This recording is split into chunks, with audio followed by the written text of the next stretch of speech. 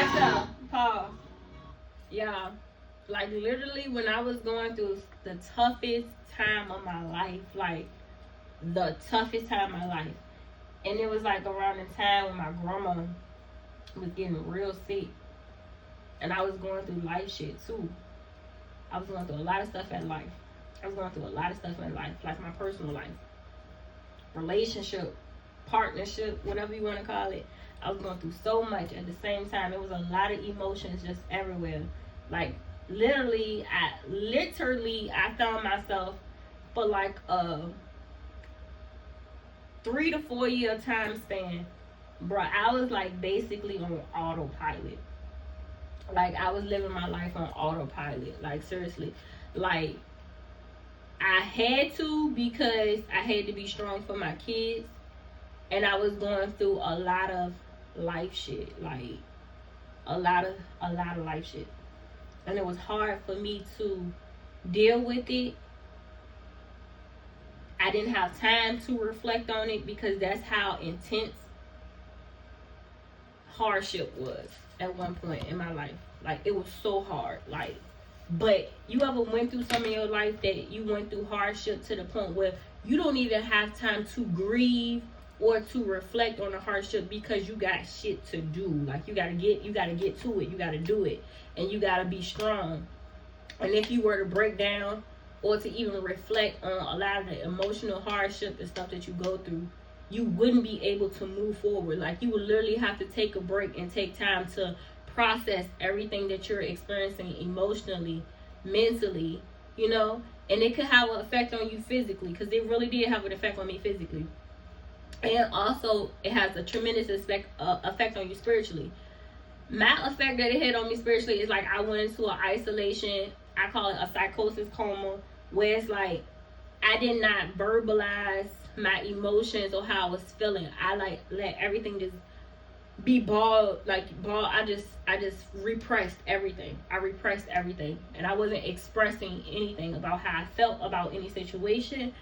Not unless it was really, really bad to the point I had no choice but to express my feelings, but I really didn't want to because it was just so strong, so emotional. It was just so strong, and I'm already naturally an emotionally passionate person. So when I experience things on an emotional tip, like to me, it's more intensified. Like it's more intensified. So during this time of my life, told y'all like 3 to 4 year period, like I literally did not deal with my emotions or really process the things that I was experiencing emotionally, mentally, physically, and spiritually. I was going through so many ups and downs. I had 2 kids. It felt like back to back, and that wasn't a plan. I was going through relationship issues, going through personal issues. I was going through freaking a transition in my spirituality and my faith with LOM. I was in the beginning stages of cultivating a real relationship with LOM. And I always felt like that I always believed in God, but it's a difference between believing in God and following God and having a relationship with God. And at that point, 3 to 4 years ago, is when I began that process of really cultivating my own relationship with God. Because at first I had a lot of my beliefs and a lot of what I experienced in having to do with my faith was connected to my family. It was connected to experiences that I've experienced through other people, what I've been told, and things like that. I went through stuff in life, yeah, but I never connected the two as it being one, an experience or a lesson that I was learning in order to bring me closer to LOM. So, and I always had this deep rooted issue, because that's what I'm gonna call it, a deep rooted issue with the structure of religious institutions and what they teach you about God, about which I know is Jesus, Yeshua, and and Holy Spirit. So people used to ask me questions, or I over here, like I used to work at this job, y'all, and it was like, bless her heart, like bless her heart. I'm not judging her or anything. Bless her heart. It was her and like 2 or 3 other people. They was like real close or whatnot, and they worked together, and they would always have conversations at work about their faith and belief system in God. But like the things that they would say and the things they would talk about, like I'm the type of person, it has to make sense. I don't care if it's spirituality, I don't care if it's God, I don't care what it is. And me and my father is still working on this, because even with my father, like we be having a thing about understanding. Like I have to understand something in order for it to make sense to me. And when you're talking about sometimes moving through life situations, not everything is going to make sense to you at that time until it's time for that piece of information to be revealed to you, right? So, however, the girl, she was talking basically about faith-based stuff, but a lot of the stuff that she was talking about in regards to the teachings of Christ, and a lot of the things that she had to say in regards to what they was speaking on in regards to Jesus and things like that, I basically made a comment towards it. And I'm just like I believe in God. I always have believed in God. I always believed in God, y'all. But it was always that thing about the Jesus thing that just never set right with my soul. Like, it just never set right with my soul. I'm like, it just didn't make sense to me. It just did not make sense to me. And stuff has to make sense to me. So I done been through so many different denominations and religion. I've learned so much, studied so much, because my family, there is a lot of people in my family that has various religious belief systems. And I feel like that because of that, I am very fortunate in being able to learn, study, and experience them all, to gain a expansive level of knowledge and understanding in regards to faith-based beliefs, right? So because of this, there are things that I've learned that really pisses me off about people when it comes down to their belief systems, and how a lot of people cultivate and create their belief systems surrounded around their family. And a lot of family dynamics will cause for a person to choose a belief system based off of past experiences, their upbringing, things of that sort, or just tradition, right? So this is my biggest pet peeve with Black people: not asking the right questions or enough questions to have a greater understanding on something, and believing the fact that if you were to be curious to question the authority of your mentors, your religious mentors, your faith-based mentors, your life mentors, whatever it may be, to just be curious enough to ask questions to gain a better understanding of why something is, so it sits right with your soul, right? So if it ever came to you having to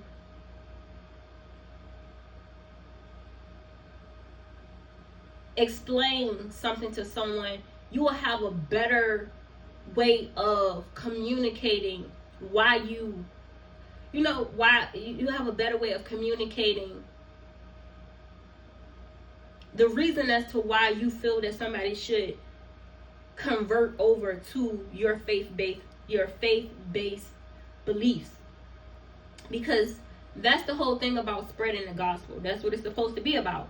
You having gained enough knowledge to be able to spread this information, because that's what gospel is. It's the spreading of faith-based knowledge, whether it be techniques, rituals, regimens, whatever it may be, that will cultivate a lifestyle for the individual to be able to flourish, to be able to gain a closer relationship to Elohim, and to be able to have a foundation in faith that is based on positive influences and habitual practices that is supposed to incorporate a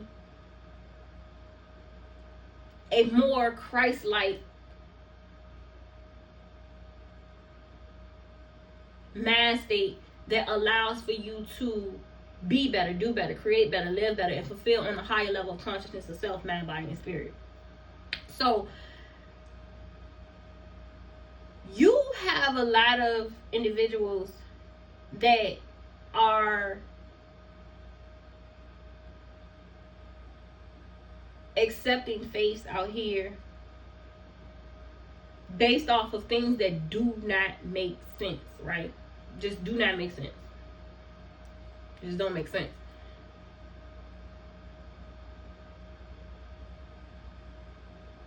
And I just want to wrap this up because I want to make this fast as I can.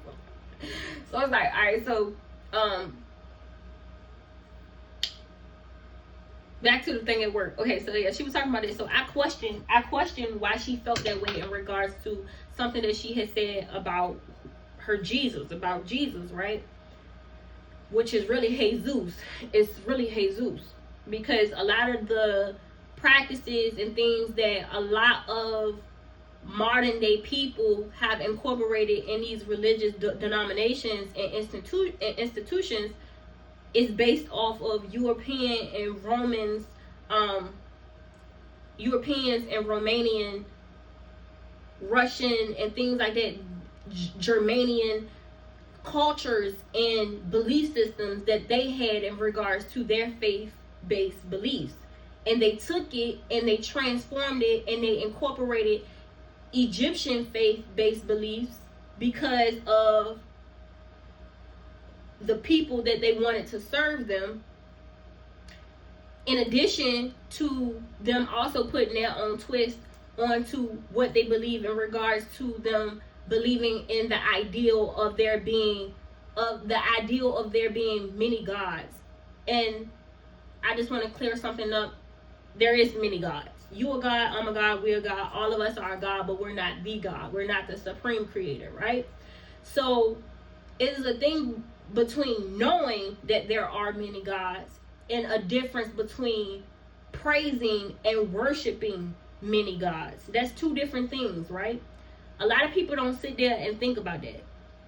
Like, as soon as you say something that has to do about the truth, about there being truth to there being many gods, most Christians, they just go into what I call shell shock mode. Like, it just be certain verbiage or certain keywords that they hear and they like, oh no, we can't talk about that. No, we can't talk about that. No. And it's like, if you shut down that easily in regards to expansiveness of knowledge, why would I even want to follow anything that you say? Because in order for you to protect yourself, in order for you to be vigilant in your studies, in order for you to know how to maneuver through life, in order for you to know what's right and what's wrong, you have to have a sense of knowledge-based information in order for you to know what's what and what's not, right?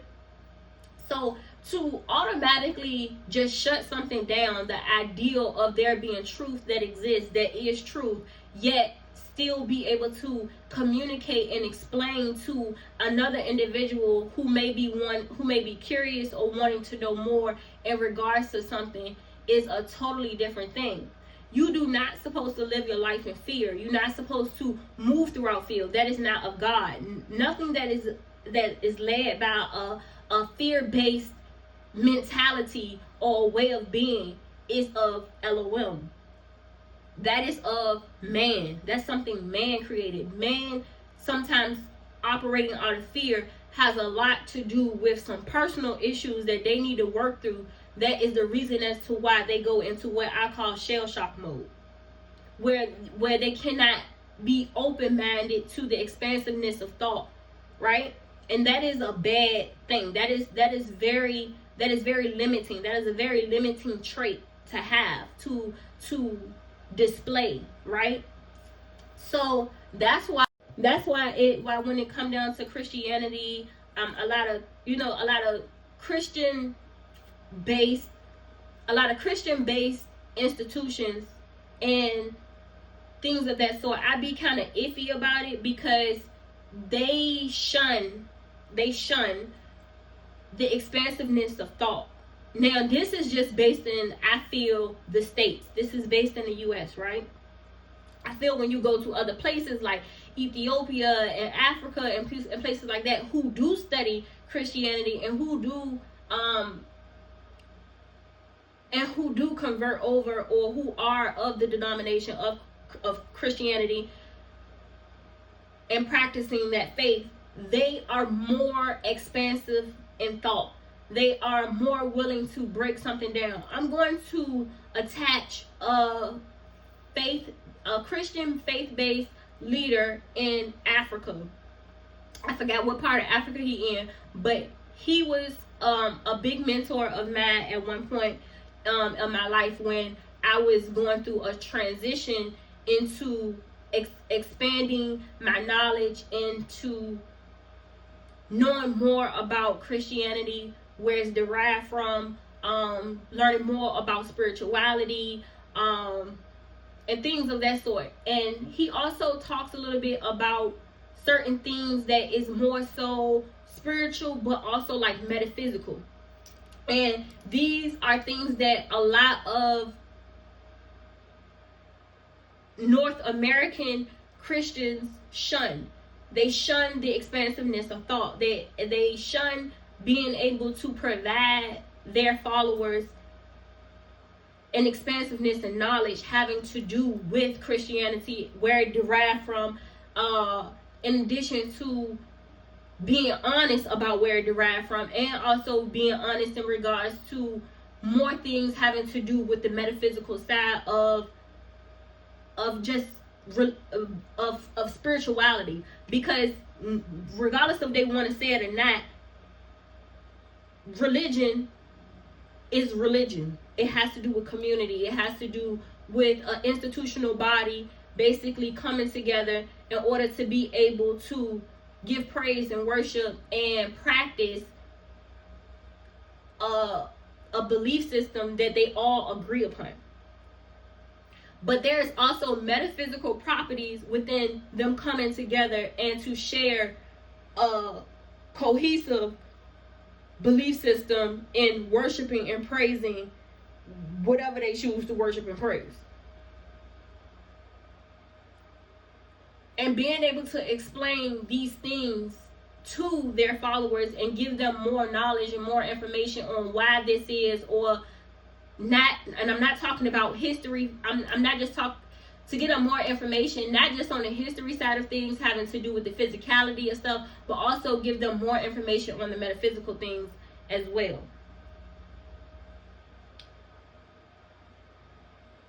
This individual that I used to work with, so she was talking about Jesus, blah blah blah blah, and I brought up something in regards to Jesus, and I always believed in God, but it was always the story that Christians had about Jesus that never sat right with me, right? So it's this thing that they always talk about, there being the Trinity, the Trinity, right?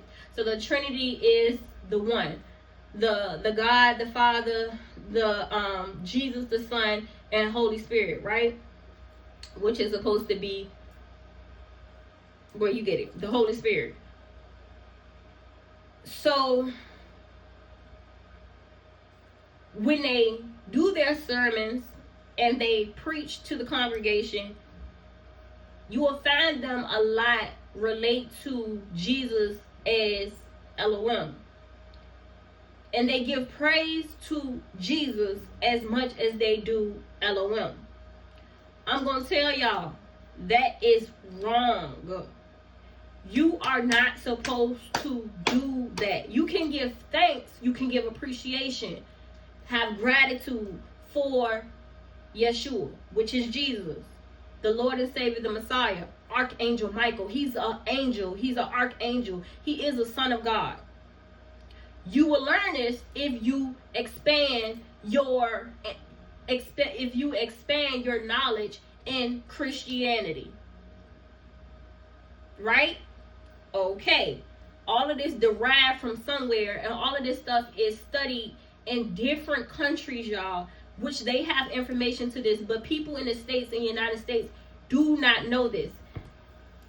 The Statue of Liberty in the United States is an angel. It's a fallen angel. It's a fallen angel. It's a fallen angel, y'all. And if you ever were to visit the Statue of Liberty, you can also do research on this as well. You will see that there is a Egyptian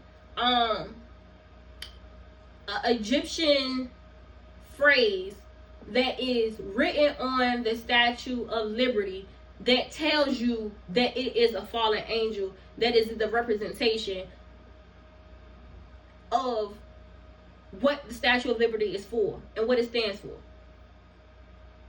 I'm gonna show y'all. Hold up. I'm read. Let me pull it up right now, cause I forgot what fallen angel it was. But give me 1 second. I'm about to do it for y'all. Rock now. Which fallen angel is the representation of the Statue of Liberty? That's why when you say, that's why you got to be careful about everything, even these public schools, all of this. When you go up in there, that's why a lot of Muslims don't allow for their children, even if they do attend the public schools, to ever do Pledge of Allegiance. That's why I think that they should ban Pledge of Allegiance if that's what they still doing in these schools. I pledge allegiance to the flag of the United States of America, and to the republic for which it stands, one nation under God. But it's like, what God? One nation under God, but it's like, what God? What God? That's what people need to start thinking. What God? Because just because you say God don't mean that it's supposed to be the supreme creator, the most high, Elohim, Yahweh. You have to say his name, Jehovah. Who are you speaking in regards to? Al Shaddai. Who are you speaking in regards to when you say God? God is general. The word God is general. You have to say his name. What God are you talking about? It's so many gods out here. So what God are you talking about? One nation under God. What is it? One nation under God, in liberty and justice for all. It's something like that.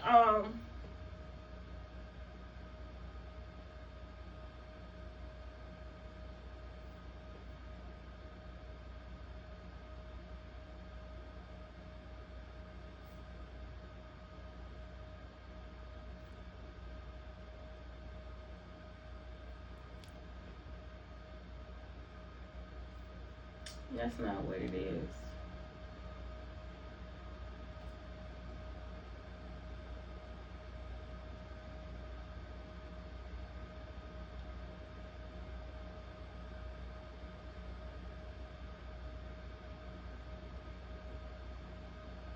Libertas, which is supposed to be like this Roman goddess of freedom, right? This Roman goddess of freedom. Libertas.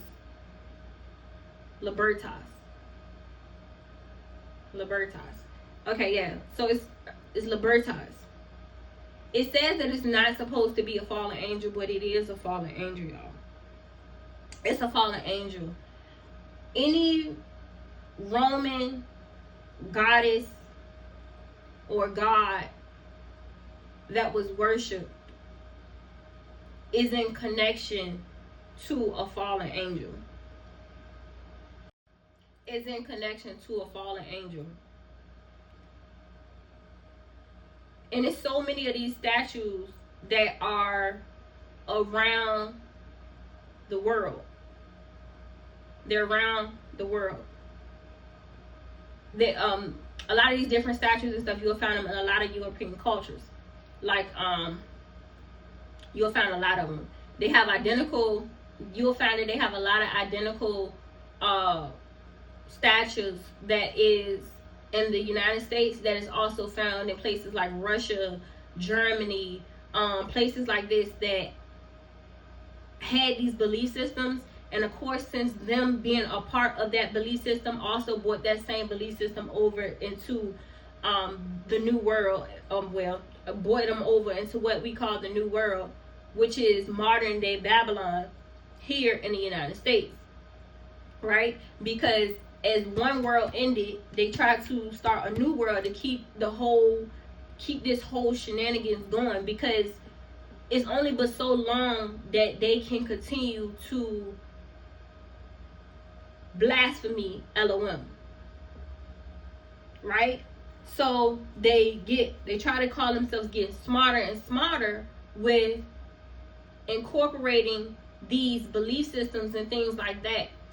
It's this like documentary. I'm trying not to go off topic, but if it comes to mind, I always speak on it. So it's this like documentary that they have on.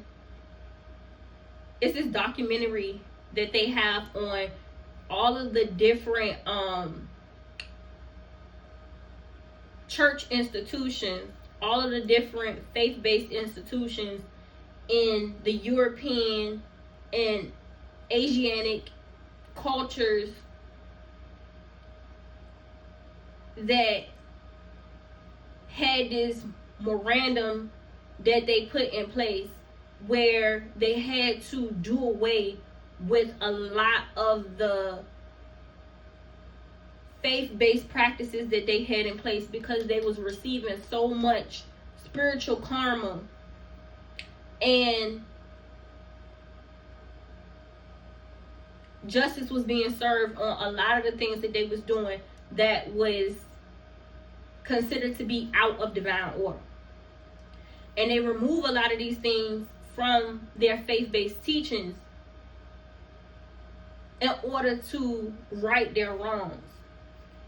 If you ever go to the book of Revelations and you see that it starts talking about, I'm going to tell you how deep it gets. And you ever go to the book of Revelations and it starts to talk about, when John starts speaking about, he started naming the different, like, let me give an example. It's the different churches, y'all. It's the different churches, right? It's the different institution bodies, the different congregational bodies, the different, what they call brass groom.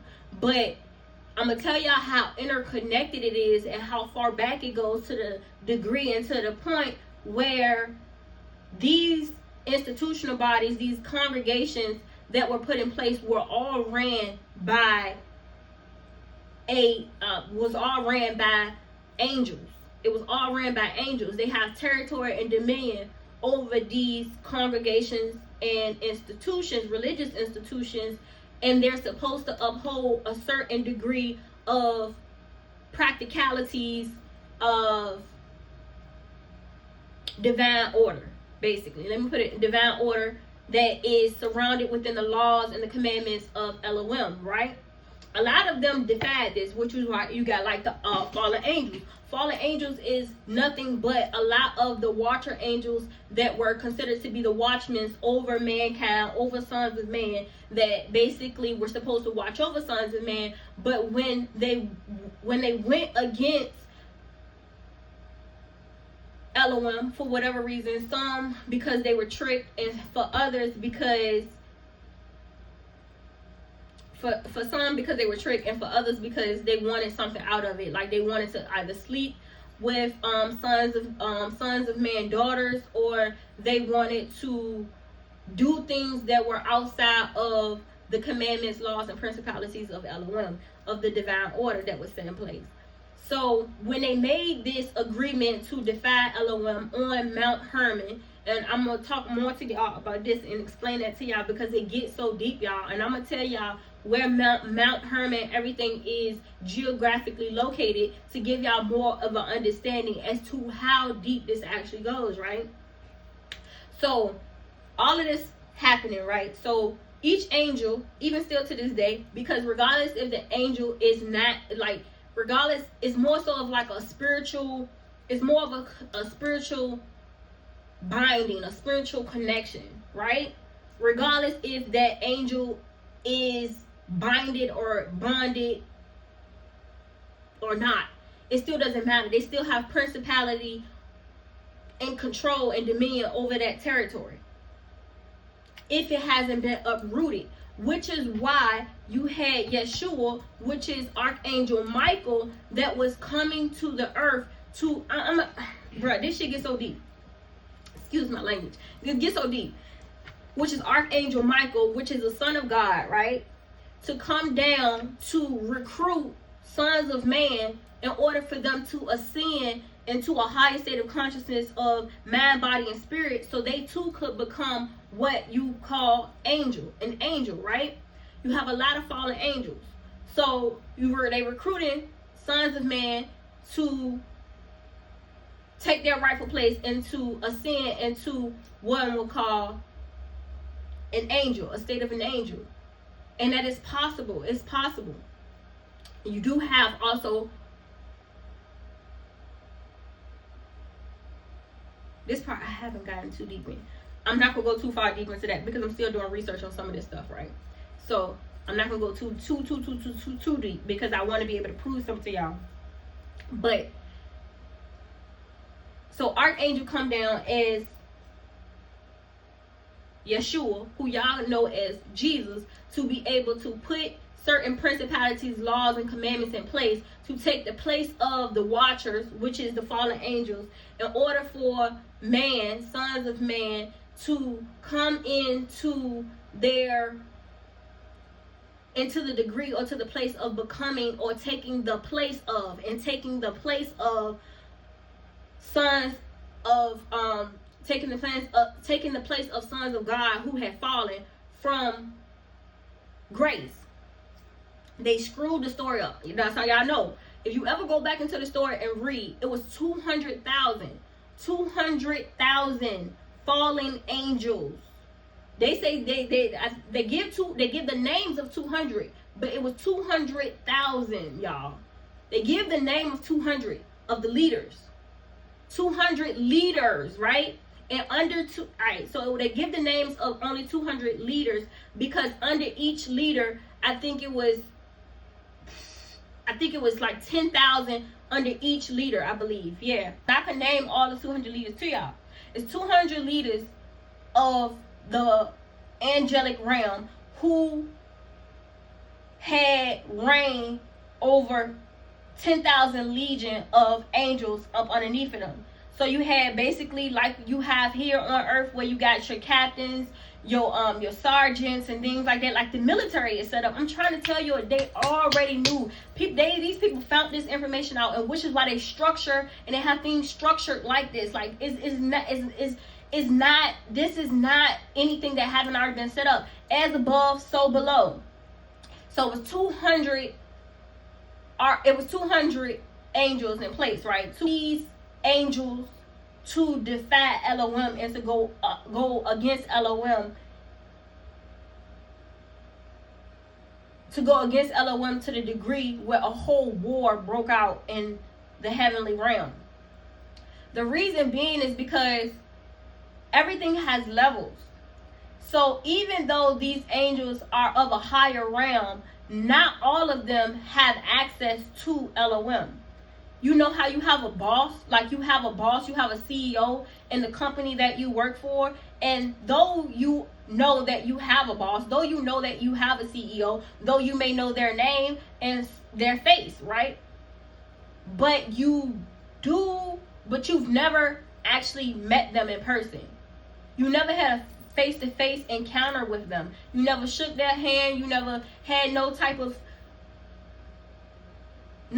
frequent communication with this individual. So the only thing that you know about the big boss is the fact that your boss give you information. I'm sorry, y'all. Somebody reached out to me. All right, messing up my train of thought. All right, so back to what I was saying. So I hate when people. So yeah. So you know how you have a boss, but you don't have frequent communication with this boss. You haven't seen this boss face to face to even have an encounter with them. So anything that has to do with what needs to be done in regards to the protocols and procedures or things that need to get done as far as tasks is relayed to you through whoever the next up in charge is over you, right? Because this is where you get your hierarchical systems from. There was hierarchical system started before man. This is something that carry over. Elohim operates within structures. Everything is set up in a structure. When the world was created, everything was created structurally. That's why anything that is unorganized or chaotic in your life, know that it is because there is something that needs to be uprooted in your life as a reason as to why it's not structured properly and is not fluent and flowing as it should be. That does not mean that you're not going to experience problems or issues or things that may arise along the way, but it does mean that there is someone or something that needs to be uprooted because your life is not flowing and is not fluent and is not abundant and is not growing and is stagnant and is not developing you or beneficial to you, because it has to be uprooted in order for it to properly be aligned and to operate as it should, as it has been willed to do, as Elohim has deemed it to be, because the Father operates in structures, systems that is designed to have something operate and flow as it should, which is why you have processes and procedures that you have to follow in each job or organization that you work in, because if you follow the steps properly, if you take the right steps in order to make sure that the task gets done as it should, you should not have, or there should be least issues with there being some type of hiccup or there being some type of stagnancy or delay in the job being completed to its satisfactory. That is why we have structures and systems in place, because they work, y'all. Because they work. Now, back to what I was saying about how the lower ranking angels were able to be deceived into believing, were able to be deceived. The reason being is because a lot of them were getting orders about what they should and shouldn't be doing from the archangels. There were 9 archangels, y'all. 9. Let that sit with you. 9. 9 is the number of spirituality. It's the 9 spiritual gifts, right? Is the number of spirituality. Is the number of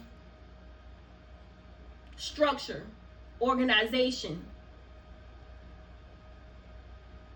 systems, and it's the preparation of a good systematic function that is put in place in order for you to be able to complete something to its completeness, which is why after 9 you have 10, the number of completeness, the number of satisfactory.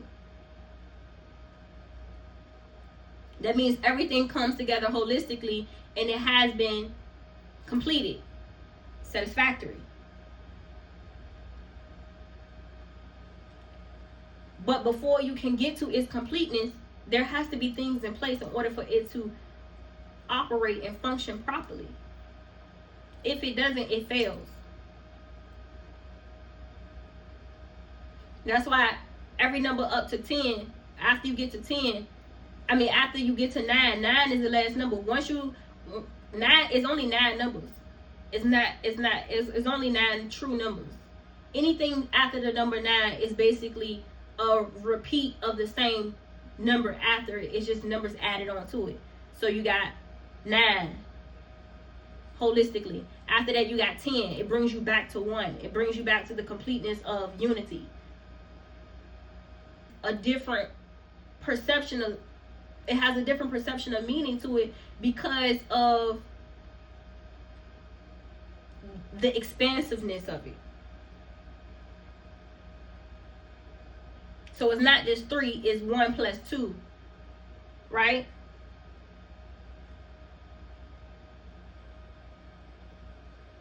Meaning there is something that needs to be put together in order for you to get back to its whole number, which is 3. All right, so before I keep going, let me gather my thoughts. Yeah. Oh. So these lower ranking archangels was able to be deceived and thinking that they were following instructions that were given to them by the Most High, because they were used to getting their instructions from the higher ranking archangels that were above them. Now, you had your archangels, right? Which it was 9, and then under those 9 higher ranking angels, which they were the actual leaders of the Watchers here on Mother Gaia, they were in cahoots with Lucifer in defying the other lower ranking archangels in order to create an army to go against Elohim's word, commands, laws, and things of that sort, when they decided to defy and do what they was doing and partake in a lot of the things that they was partaking in. I want to expand more in regards to why it was so important. If I go back to read to y'all about in Genesis, I think it started like Genesis 2 going forward, and it talks about, which a lot of the Christians in the States does not talk about, right? And this is what y'all need to take the time out to read on your own. It talks about how Elohim wasn't just the creator of man. Angels also had a creation in man, y'all. The angels also had a creation in man. You want me to let y'all know how? But they just don't try to talk about it or expand on it. But the more deeper you get into your studies and you read, you will begin to understand how it is that I don't like using this Bible no more. But let me see. I might have highlighted it in this one. No, I didn't. Hold up, y'all. Hold up. All right, y'all. So, ouch. Hold on, what's this? This is definitely not the one.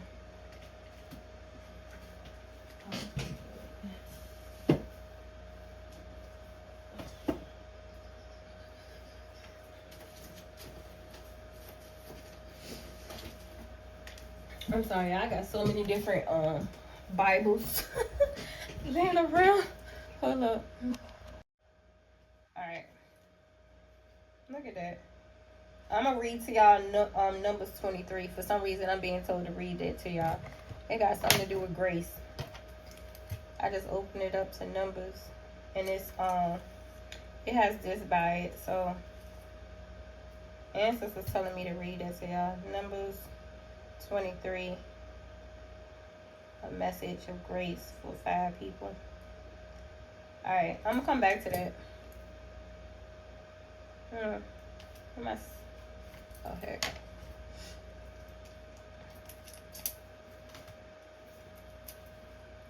I'll come back to it. I don't want to lose my train of thought, y'all. Alright, so in Genesis chapter 1, beginning in verse 25, right? It goes to say, and God made the beasts of the earth according to their kinds, and the livestock according to their kinds, and everything that creeps on the ground according to its kind. So I'm gonna just show y'all. So it says, and God made the beasts of the earth according to their kinds, and the livestock according to their kinds, and everything that creeps on the ground according to its kind. And God saw it was good. All right. Period. So we know we talk about God. It should be talking about the Most High. It should be talking about Elohim, right? Okay.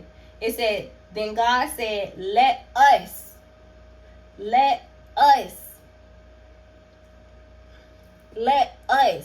and y'all will see this a lot throughout this Christian Bible, this American Bible. You will see a lot where it references us in like Genesis up until the fall of the angels, the falls of sons of God. and sons of man, right? So you will see a lot. I need to look up and see how many times it's referred to as God and speaking in regards to us. This is not the first time. But it says, then God said, let us. Who is us? Who is this us that Elohim is talking about? Who is this us? The sons of God. It's the angels. The angels.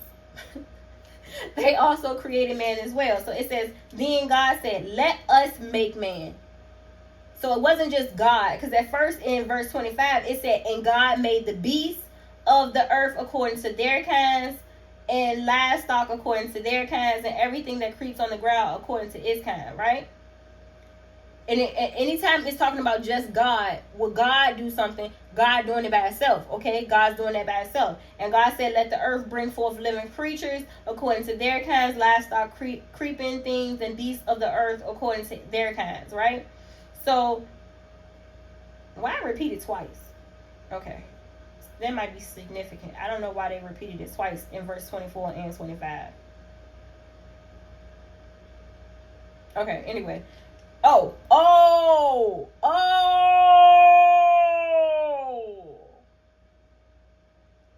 That's crazy. Alright, so in verse 24, listen to say, and God said, let the earth bring forth living creatures. So remember I was telling y'all how you have Mother Gaia, who is the co-creator of man, and is the co-creator of man. But you also find out that Mother Gaia is also the co-creator of living creatures as well. And yeah, that's so crazy. Alright, so it's basically speaking in regards to the co-creator. So it's God and the co-creator in Mother Gaia, right? So you are also, we are also co-creators as well, because we can create life. We can bring life, right, into this world. We co-create with God. We are not the sole creator, but we are a co-creator, because through us can become a new creation of something, right? So we are also co-creators. So it talks about the co-creator being Mother Gaia, speaking in that term. So it said, and God said, let the earth bring forth living creatures. I just saw the biggest bumblebee ever. It had to be like a mother bumblebee. Mother bumblebee. Somebody look up the spiritual meaning of the mother bumblebee.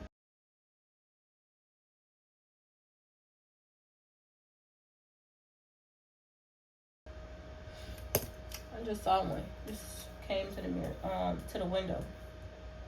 I'm gonna look it up real fast for y'all. Hold up. All right, I can't mess that one up. Let me go to this. Let me get my book out, because when I be coming across stuff like this, I be having that's why I be having so many books open. Like, that's crazy. Alright, I ain't finished that research yet. Let me go to a different one. I'm like basically doing a mini reading for y'all. Like, see, I gotta stop doing this. Cause I be getting so excited. I'm supposed to be telling y'all something else, and it's like I done got carried away. See, this is what I be talking about. I just can't help myself. Alright, so let me put this down. Alright, so you got, alright, y'all. I be having to keep track of what I be talking about to y'all, so I don't lose my train of thought. Sometimes when I go back to review stuff, to like do a overview of everything and to kind of like follow up on more research. So going to Genesis, skipping down to, so I told y'all that, yeah, so Mother Gaia is also a co-creator in life as well, having to do with sons of man and also any living creature here on earth, right? So God states that in Genesis 1 verse 24, because as you can see, it repeats itself. I'm gonna read it to y'all. So it said, and God said, let the earth, meaning Mother Gaia, bring forth living creatures according to their kinds, livestock and creeping things and beasts of the earth according to their kinds. So that right there, verbiage, basically stating Mother Gaia co-created in the creation of living things, livestock, living creatures. Okay, but in verse 25 it goes to say, and God, not just God. It just say and God. It starts the scripture off as and God. And God made the beasts of the earth according to their kinds, and livestock according to their kinds, and everything that creeps on the ground according to its kinds. And God saw it was good. Creator, co-creator, right there, right? So you got your creator, Elohim, and then you got the co-creator, meaning Mother Gaia. That's crazy. All right, see how I pointed that out that fast? Look, all glory to the Most High. Ashe, Ashe, Ashe. If I would be nothing, I would see nothing, I would create nothing, I would live for nothing, if it had not been for you. So to you I give appreciation and thanks each and every day in each and every way. All right, going down to verse 26, it says, then God said, let us make man in our image. Who is he speaking to regards? And he say, let us, Mother Gaia, co-creator, the angels, sons of God, 2, and Elohim, 3. Then God said, let us make man, which is why people always thought that people believe that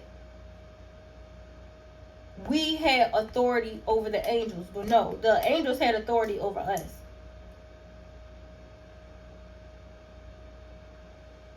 And they still do to this day. If you haven't pledged your allegiance to who you supposed to, which y'all call Jesus, who is actually Yeshua, who is Archangel Michael. Are y'all wrapping y'all mind around what I'm saying?